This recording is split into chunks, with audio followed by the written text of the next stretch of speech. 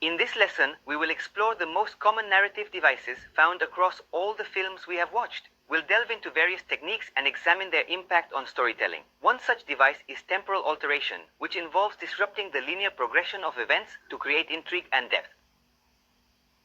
The second is surprise, how to generate dramatic tension with certain elements. The third is suspense, which is also a major generator of dramatic tension, and we will see its laws and rules. The fourth is the mystery, like the fundamental tool in constructing the progression of information. The fifth is dissociation, and we will see its meaning and all its rules. And the sixth is antecedent or planting, the mechanics of planting and harvesting elements in the script. Let's examine the first aspect closely. To grasp the structure and comprehend why narrative devices are effective, it's crucial to recognize two key points. When we observe a pattern such as this, where multiple circles appear sequentially, and one might envision a continuous line due to the established precedent of what is unfolding, we can foresee the next move. Predicting the next move is crucial for understanding patterns. Causes a decrease in tension. Conversely, during the break, if you observe, we believe a pattern exists, but it is abruptly disrupted. This interruption is significant and noticeable. Here, there isn't just one line, there are multiple lines, constantly interrupted. This lack of an immediate pattern heightens our attention as the disruption keeps us engaged and alert. Patterns and breaks are crucial for screenwriters as they need to constantly disrupt established patterns. Audiences naturally form expectations by linking elements and predicting future events based on these associations. Patterns provide a structure, but breaking them keeps viewers engaged and intrigued.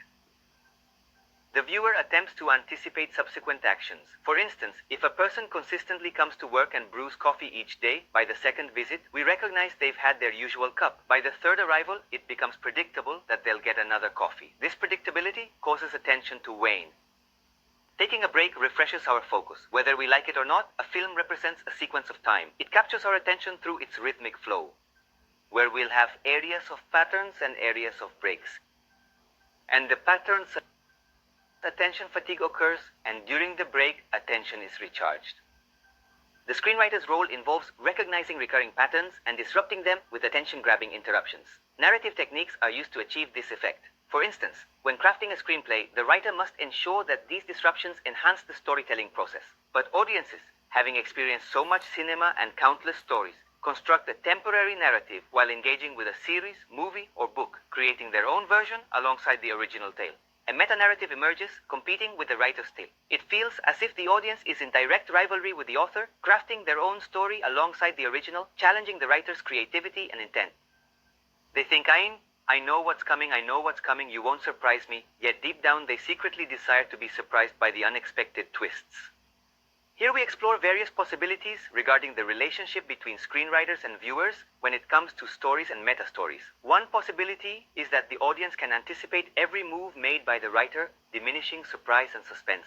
When viewers watch our movie, they often feel it's familiar, sensing nothing new. This phenomenon, known as prediction, reduces their attention as they anticipate every plot point, diminishing surprise and suspense.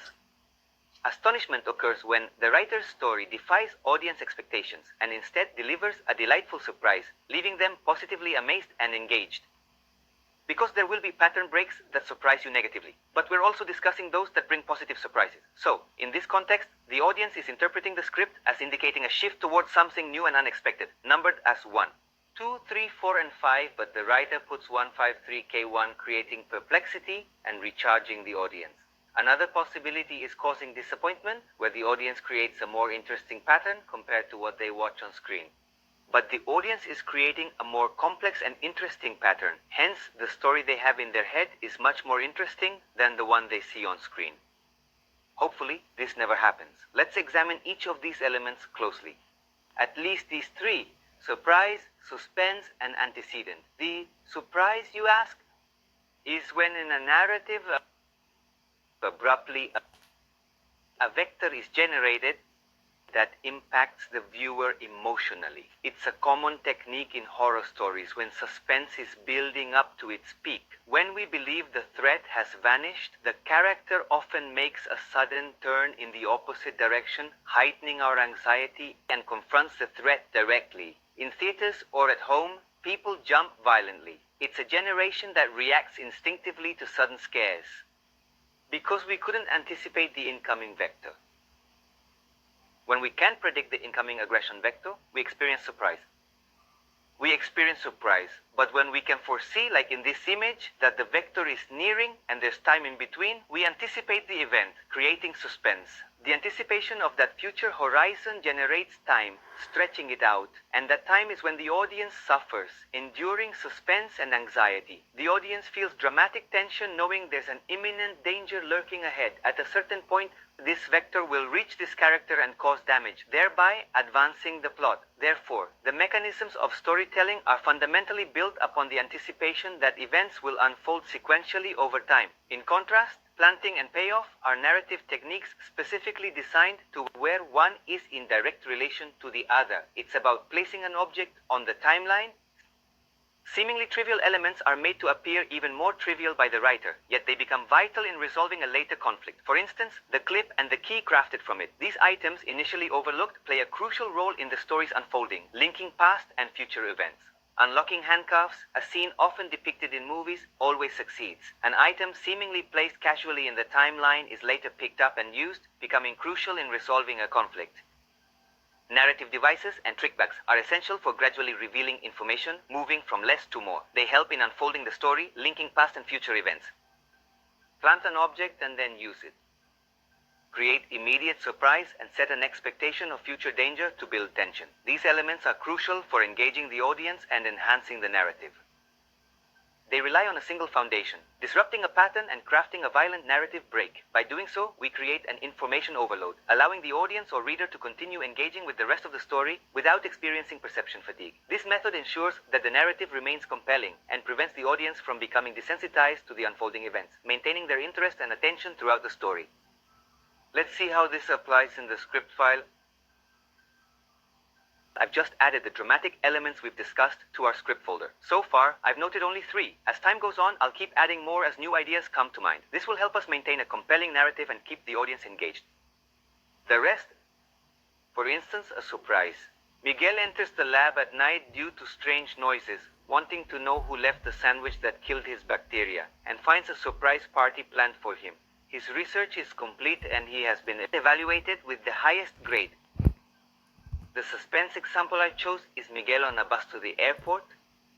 His hands shake as he heads to the airport for the first time with the therapy group. He spots a plane in the sky and feels ready to confront his fears, yet he can't bear the thought of doing it without Antonia, his classmate. Because it embarrasses him, understand that he isn't merely scared of flying. His fear encompasses the whole idea of airports, airplanes, and related experiences. He is deeply apprehensive about much more than just the act of flight itself.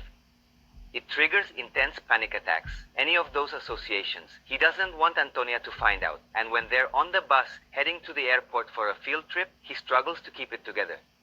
He tries to control it. His anxiety causes issues because we have a foreseeable future expectation where he might arrive and cause a significant scene. The planting and payoff I envisioned involved Miguel discovering that Antonia is a Harry Potter fan who owns a broomstick she crafted herself at the age of 13, which he would find when visiting her teenage bedroom filled with memorabilia from those early years. Towards the story's conclusion, just before his departure, he presents her with an authentic Nimbus 2000 broom. Using this broom, they confront and deal with some troublemakers on the street. Again, the question, why did they choose a Harry Potter broom, and what does he give her afterward? What seemed coherent to me with this implant is that it's a flying implant. And the movie is about that. And again, I insist what we're doing now is creating coherences among physical universes, implants, and characters. What I appreciate about the Harry Potter broom planting is its versatility. It fits seamlessly into comedy, romantic comedy, and even the dramatic realm where it can be wielded as a weapon during an assault, maintaining its significance across genres. It holds the same value, the bravery of flying and the importance of caring about something. Caring about something from someone's adolescence and picking it up now. It serves multiple purposes and is a fitting example for me. In the next lesson, I'll discuss all the time alterations we can utilize.